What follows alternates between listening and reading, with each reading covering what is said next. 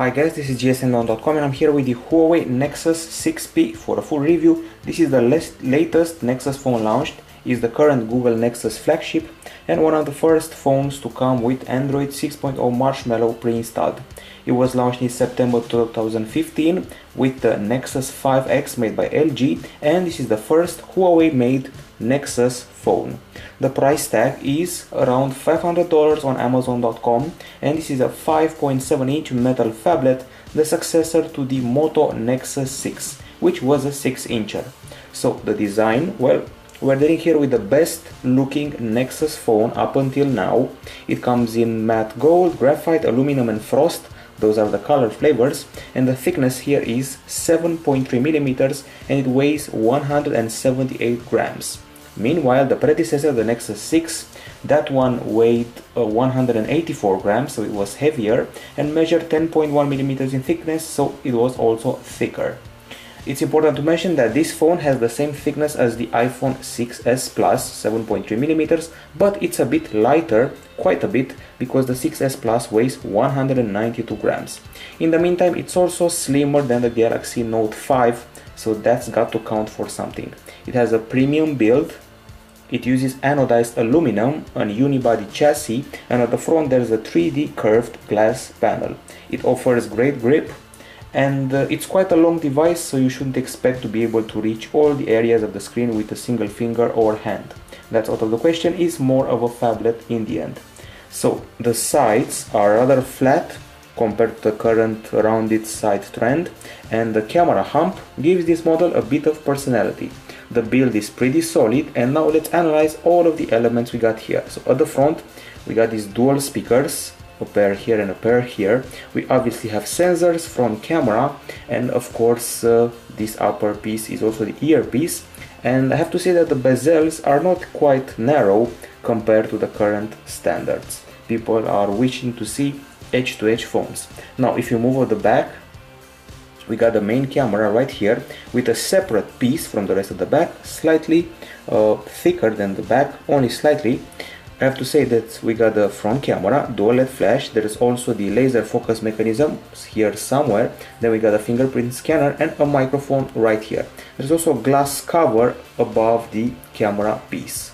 Okay, so that's about it. Now we go to the top and we find the audio jack. Keep something in mind, you cannot see the antenna cutouts at the back because they're integrated into the corner area, so one here, one here, one here and one here, those are all antennas. So the top, audio jack and discrete antenna cutouts, the bottom USB Type-C port and some more cutouts, while the left side holds the SIM slot, which can be removed using a special metal key.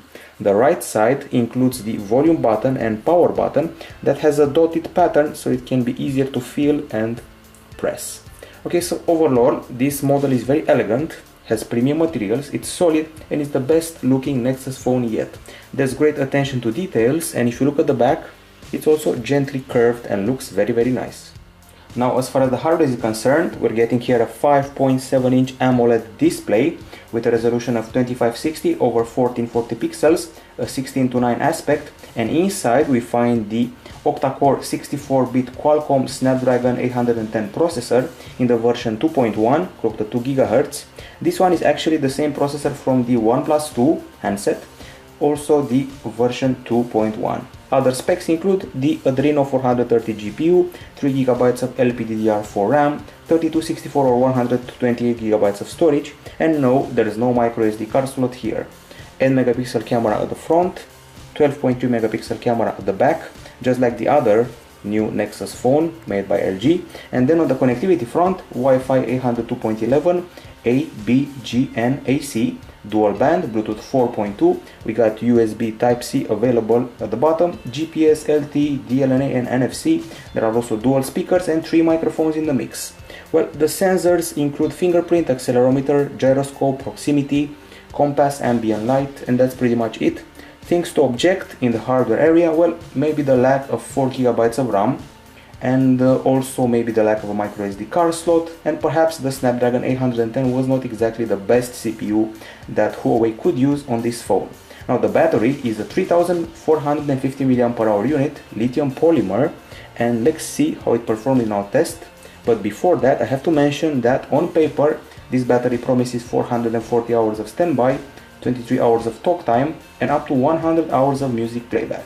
In our test that involves HD video playback in a loop with Wi-Fi on and brightness at 200 lux, we achieved 8 hours and 48 minutes, which is good, but it's below some of last year's flagships.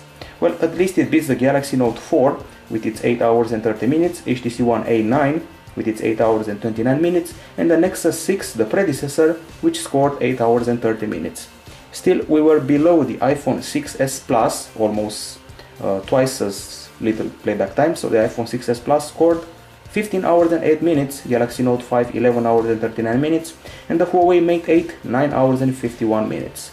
We also did a PC Mark test, which simulates continuous usage and achieved 6 hours and 39 minutes. It's good, but could be a bit better. At least we surpassed the OnePlus 2, 6 hours and 25 minutes, Lenovo Fab Plus, 6 hours and 31 minutes, and HTC One A9, 6 hours and 17 minutes. We scored below the Huawei Honor 4X, 7 hours and 30 minutes, Asus Zenfone 2 Laser, 8 hours and 16 minutes, and the Huawei Mate 8, 9 hours and 3 minutes. The charging of the current model takes 2 hours and 12 minutes, but you shouldn't really use our test because we had the unofficial version and an unofficial charger. So this is a test version that didn't come with the usual charger. Assuming we take into account this duration of charging, well, we surpassed the OnePlus 2 that charges in 2 hours and 30 minutes, HTC One M9, 2 hours and 20 minutes, and iPhone 6s Plus, 2 hours and 57 minutes. Still, the Nexus 6 charged in just 1 hour and 50 minutes, the Galaxy Note 4 1 hour and 40 minutes, and the Galaxy Note 5 1 hour and 27 minutes. Of course, there are some settings here that are related to the battery, and let's look them up. Here we go. Battery is right here. And we have, aside from battery history, there is battery saver, which basically can be turned on or off, or can be turned on automatically at a certain battery level. What this does is helps improve battery life by reducing performance, limiting vibration, location services, and most background data. So that's its task. And then we have the other feature, battery optimization, which is connected to the dose mode, which was implemented with Android 6.0 Marshmallow. So these are the apps that you can select or deselect and allow them to be optimized or not optimized depending on your preference. And those, well, in dose mode, if you leave your device like this for a long period or even a shorter period, it can enter a special sleep mode, a special standby mode, where it can restrict app access to the network and CPU if you don't do anything for a long time. It detects this and starts saving power by not allowing apps to access those resources, and those apps are selected by you from the battery optimization area. So overall, I would call the battery reasonable for a phablet, okay for a Nexus, but still not at the same level as the flagships from last year. Now, as far as the acoustics go, we have dual front speakers, so speaker here and speaker here. We didn't get headphones bundled with this Huawei phone, and we're obviously using the Play Music app to get our musical kicks. And if you go to the settings, you'll be able to find equalizer, which is pretty much stock, activated like this, 5 custom channel sliders, some options related to genres, surround sound and bass boost as usual available to tweak. So those are all the options, and now it's time to actually listen to some tunes and see if we're happy or not with the front speakers.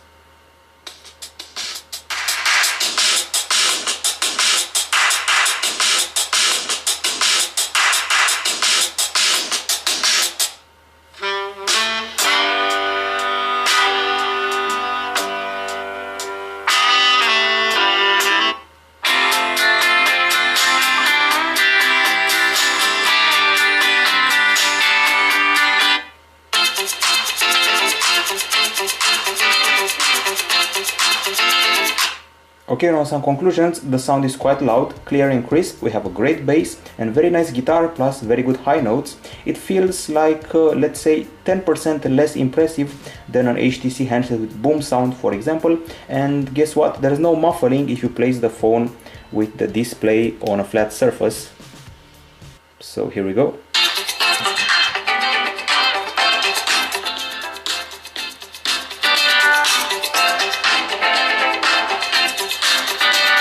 not a huge muffling, which is quite reasonable.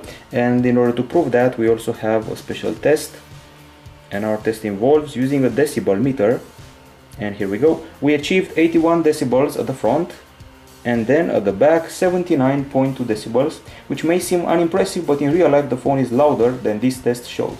So these tests means that we surpassed the Huawei Mate S. That one was able to score 80.7 decibels, HTC One A9 scored 80.6 decibels, and the Galaxy A5 77.6. We also beat the predecessor, Nexus 6, it scored 79.2 decibels. Still, we're below the OnePlus 2 with its 82 decibels, iPhone 6 85.2 decibels, and Asus Zenfone 2 87.6 decibels. There is no FM radio, and that's all we can say about the multimedia. We're reasonably happy with it, could be a bit louder, could have headphones and more equalizer settings, but in the end, we're reasonably happy. Now, as far as the screen goes, it's an AMOLED with a 5.7 inch diagonal, a 2560 over 1440 pixel resolution, 16:9 aspect, Gorilla Glass for protection, 518 ppi density, and it's a bit protected against fingerprints and smudges thanks to a special oleophobic coating, so you won't get smudges and prints on it very easily. It adopts a 3D curved glass panel, and compared to the predecessor, it's a bit smaller. The Nexus 6 had a 5.96 inch screen, and it was an AMOLED Quad HD, this time an AMOLED Quad HD at 5.7 inch. And now I'm about to test the screen, but since there's no video player, I'm going to have to resort to photos yet again and play our usual test video, which is this one here. So let's enjoy it. I find the 16:9 aspect ratio excellent for video watching. The colors are pretty vivid, maybe a bit too vivid for some people. The brightness is good, the contrast is also good, and the sunlight behavior is okay. So if you run into a patch of bright sun, you'll have no problem with the contrast whatsoever. View angles are pretty wide, not as wide as an IPS maybe, but reasonably wide. And the blacks are very deep, typical for an AMOLED. Pixels are of the diamond pentile matrix kind. You don't have to believe my word, because we have this little test here, and these are the pixels under the microscope with the typical diamond pentile matrix specific to an AMOLED. And then we tested the brightness and achieved with our lux meter 505 lux units, which places us above the Nexus 6 with its 374 lux units. That was a bit of a letdown, but we beat it. And we also beat the Galaxy S5 with its 480 lux and the OnePlus 2 with its 465 lux. We scored below the iPhone 6, 570 lux, iPhone 6s, 618 lux, and Galaxy Note 5, 747 lux. Obviously, the screen gets its very own settings, which are available here. Display, we have brightness level, adaptive brightness that optimizes brightness level to available light, wallpaper, sleep, press power button twice for camera, daydream, ambient display, which means wake screen up when you pick up device or receive notifications. We got font size when device is rotated, and finally cast. There's also an extra option. If you unlock the developer options, you can go here, and there is this option here, picture color mode. You can use sRGB if you want more realistic colors. So if you felt that the colors are a bit oversaturated, you tap this, you'll be happy with it. Overall, an excellent display, not much to complain about. And now it's time to talk about the camera. So first, the back camera, the one that sticks out to a bit of a hump, 12.3 megapixel shooter, 1.55 micron pixels, dual LED flash, laser autofocus, f2.0 aperture, and the sensor is made by Sony, is the IMX377. There is no optical image stabilization, and it's a 4:3 module. Keep in mind that the predecessor did have stabilization. At the front, also a Sony camera, and it's a Sony IMX179, 8 megapixel shooter, f2.4 aperture, and 1.4 micron pixels. Okay, so the predecessor, once again, Nexus 6 had a 13 megapixel camera with optical image stabilization. It feels strange to go down in resolution and lack optical image stabilization, but you'll see there are some nice surprises. So the camera app opens pretty fast, and speaking of fast, this phone is the fastest picture taker I've seen in my life. You simply tap and take the picture, which frankly speaking, I've never seen such speed on any phone out there. The UI is very simple, typical for an Android stock device. It's stock marshmallow, and let's see what we got here. So on the left side we have photosphere, we got panorama and lens blur that allows you to refocus after the shot and blur a certain area. Then we have settings with resolution and quality. You can set the back camera to 12.2 megapixels in 4:3, 7.7 megapixels in 4:3, 8.2 megapixels in 16:9 and a few other resolutions. Front camera 8 megapixels, 5, 3.1 or 4.1, and the video can be shot in 4K, Full HD or HD. Video stabilization option and panorama resolution are also here, with panorama being high, normal or low, which is the fastest. Then we have save location.